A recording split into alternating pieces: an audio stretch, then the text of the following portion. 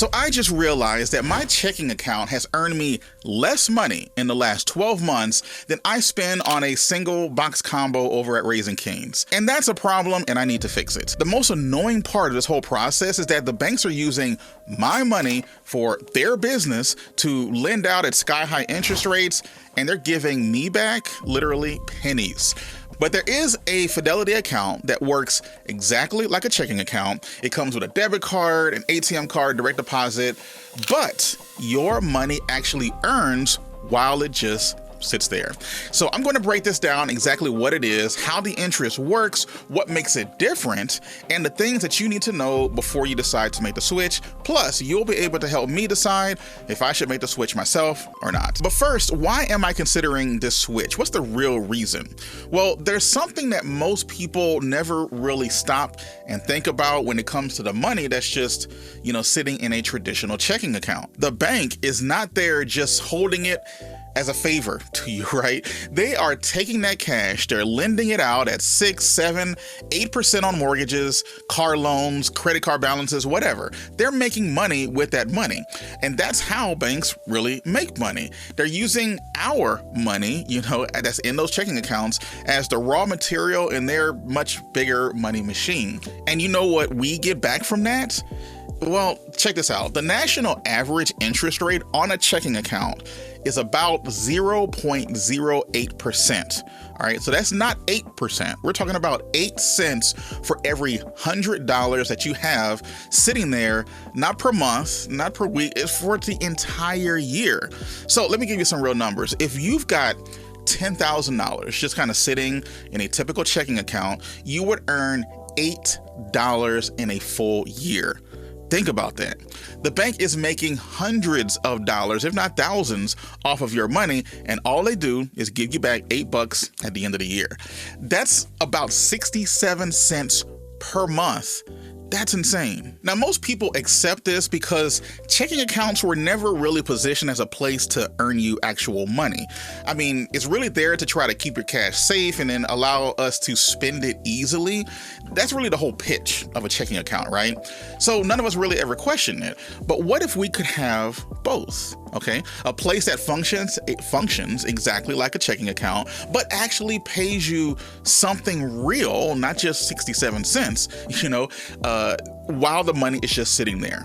Well, that's where the Fidelity Cash Management Account comes in. And it does it all without us really having to do anything or change the way that we spend or change the way that we live. So let's dive into what this actually is. All right, so the Fidelity Cash Management Account.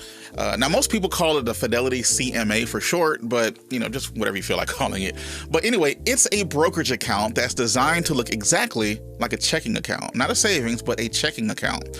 So it's technically a brokerage account so that you can actually, from that same account, buy stocks, ETFs, mutual funds directly inside of it if you wanted to. But that's not really what it's designed to do. It's designed and built for, our everyday lives as we're using a regular checking account. So we're talking about debit card, ATM access, bill paid, direct deposit, all of that fun stuff. It does the exact same thing a checking account does. Now, a question that I had when I was doing the research for this is, how is Fidelity able to do this? Because the banks do this because they need to make money. How does Fidelity get away with it?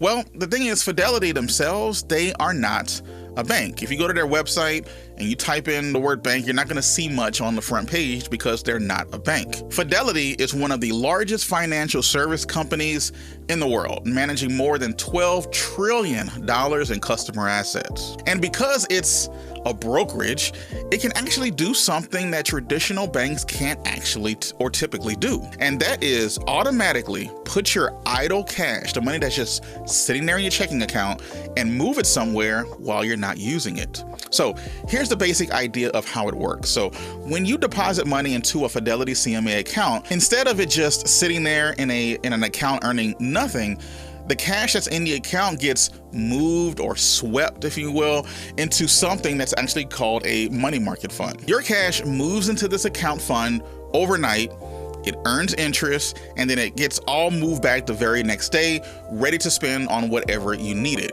It happens automatically every single day, and you never even have to touch or think about it. But there is one feature that I'll get to into more detail in a minute that actually makes it a little better as of an everyday account than just your current bank. And it's not just the interest that you're going to be experiencing while you're actually using it. All right, so let's get into how your money actually makes money. So the fund that the cash goes into is called the SPAXX, which is kind of short for the Fidelity Government Money Market Fund. Now, you don't need to memorize this, but it is important to understand because that's where your money is coming from. These things are really considered about as safe as possible when it comes to the financial world. It's not going to give you a ton of interest, but it's going to at least stave off a little bit more than inflation. So let's put some real numbers to this to make sure that we get the point. All right. So again, the national average on a checking account is around 0.08%. Personally, one of my checking accounts makes even less than that. But if you had a $10,000 balance, you get about $8 in the entire year. $8. That's it.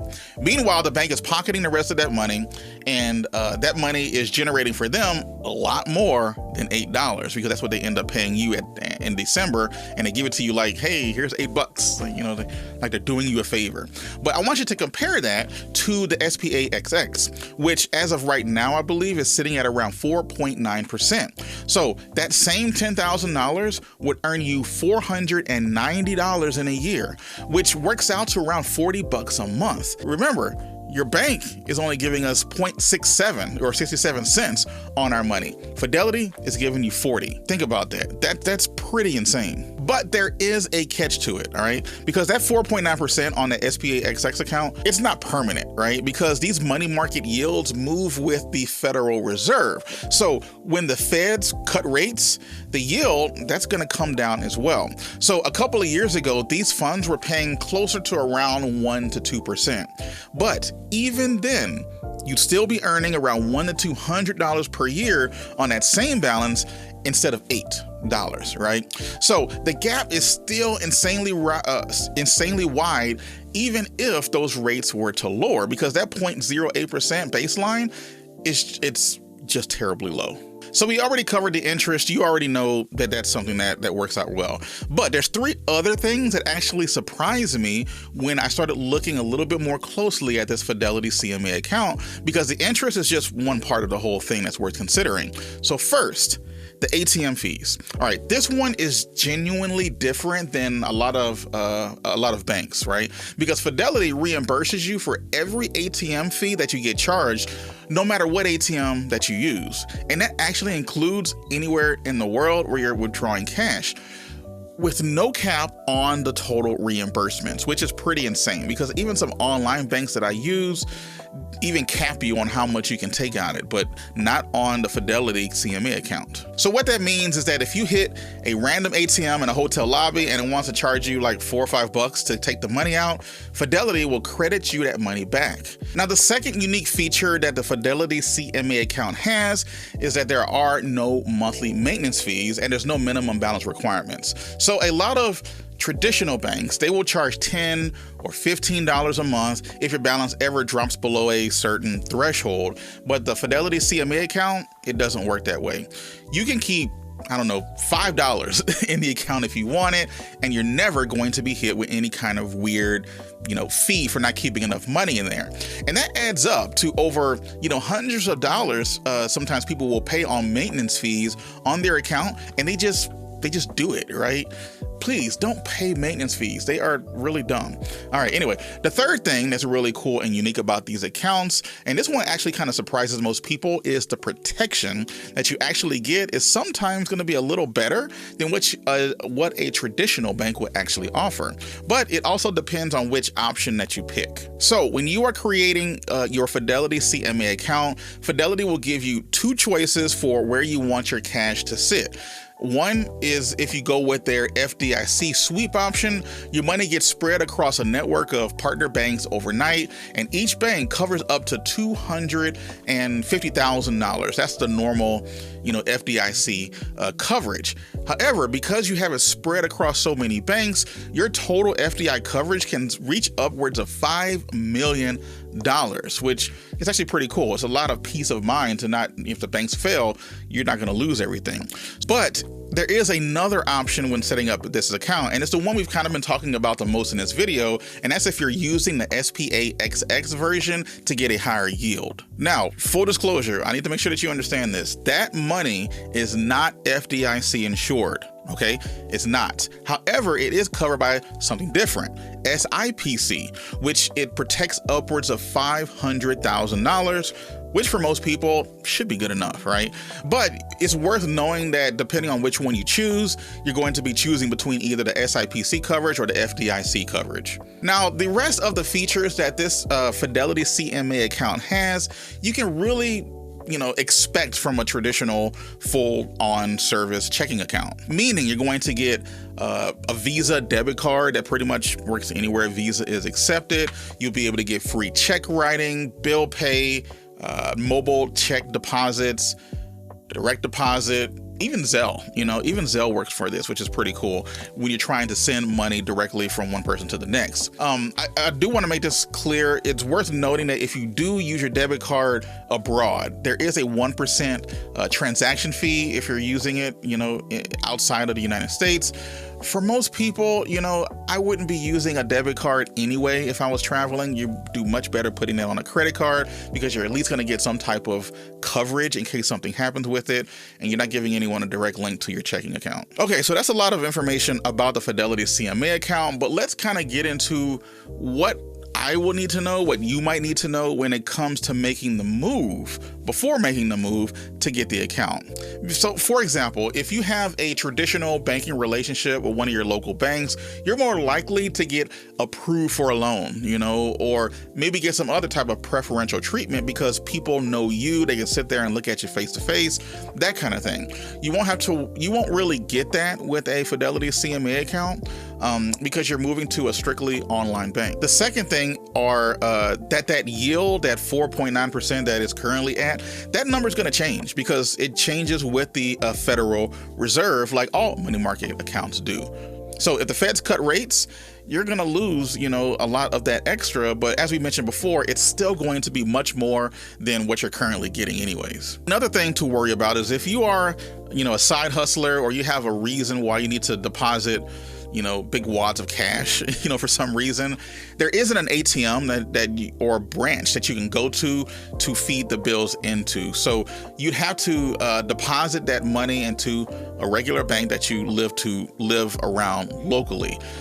For most people, especially myself, that's not really a big deal because I don't really carry a ton of cash anyways. Everything I do is electronic, but it's a genuine limitation that you probably are going to want to know about. And then I think the question that really matters most, and the one that's worth asking yourself before you decide to move to a Fidelity CMA account, is what is your typical balance in a checking account, right? Because if you usually carry a couple $100s in there, the interest is on that money, it's going to be very small, and it may not be worth the change, right? But if you regularly keep $2,000, $3,000, $4,000, just sitting in a checking account because you're just using it to live, or as part of your reserve, or whatever it happens to be, then you're going to get some real benefit from having the money sweeping into another account at night, earning you more interest. Really, the bigger the idle balance that's sitting in your account, the stronger the case is to go ahead and make the switch. All right, so finally, what am I going to do? What am I going to do? I think I'm going to go ahead and make the switch. I mean, it makes sense for my situation. What do you think? Am I missing something? Should I not make the switch? I don't know. What are you going to do? Have you already gotten a Fidelity CMA account? If not, are you considering switching? What are the things that you're going through, questions that are going through your mind to help you make the switch? I will say that I did recently get the Robinhood Gold card, which gives me a sweet 3% back on every purchase that I make, which is simply amazing.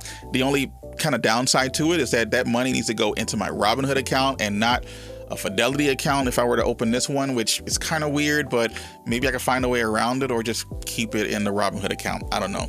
But regardless, let me know what you're going to do down in the comments and if you think I should switch as well. If you want to learn a way to make some extra money, using some cool AI features, I know a lot of people are talking about that. Check out the video right there, which goes into more detail on some side hustles that use AI. And I'll catch you in the next video. Bye.